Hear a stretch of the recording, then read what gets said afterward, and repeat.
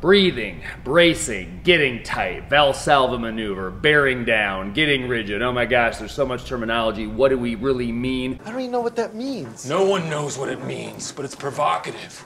No, it's not. It's Gets gross. the people going. Let's talk about each of the big 4 lifts: the squat, the press, the bench, the deadlift, when to breathe, how to get tight. First of all, the when. It's very simple. You're going to take a breath before starting the movement, and then you're simply going to hold that breath throughout the entirety of the movement till you get back to the same exact position that you started in. So let's start with the squat. Take a breath at the top of the movement, get tight, we'll get to that in a moment. Then you're going to perform the entire squat holding that breath, going down, coming back up, and then you're going to release that breath. The bench. Take a breath in at the top of the movement before starting, lower the bar, touch your chest, press it back up again, and then release that breath. The bench is probably the one exception. You might actually do multiple reps on one breath, maybe 2 or 3 reps, and then take a new breath, and then do another rep, and then take a breath. You might get more than 1 rep in on the bench press. I wouldn't recommend trying that on the standing lifts, but on the bench press, it often works out okay. But either way, you're only going to breathe at the top of the movement. You're not going to breathe while the bar is moving. This applies all the time. If the bar is moving, you're not breathing.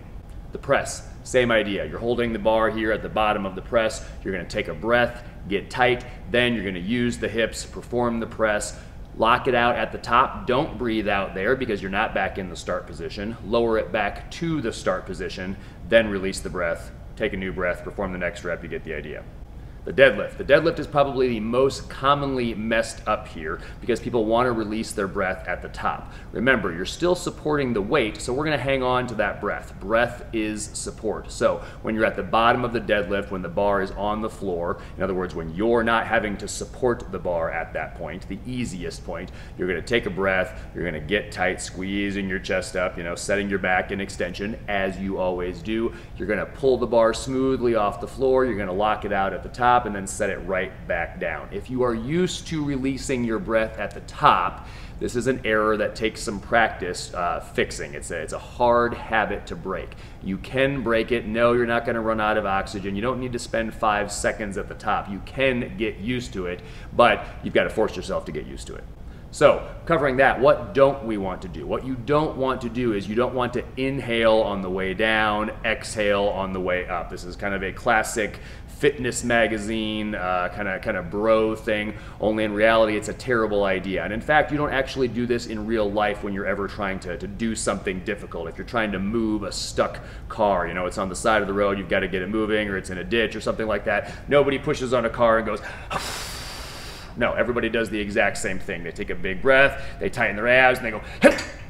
They do exactly that, which brings us to how to get tight in the movement. All right, so we've already covered don't be breathing while the bar is moving. That's old fitness magazine stuff. But how do we actually get tight? Some people will call this bracing. This is also known very specifically and very correctly as the Valsalva maneuver. You can call it getting rigid. We usually just call it getting tight. But what you're going to do is you're going to take a big breath and you're going to tighten your abs and you're going to hold that breath against a closed glottis, that thing in the back of your mouth. You don't know what a glottis is?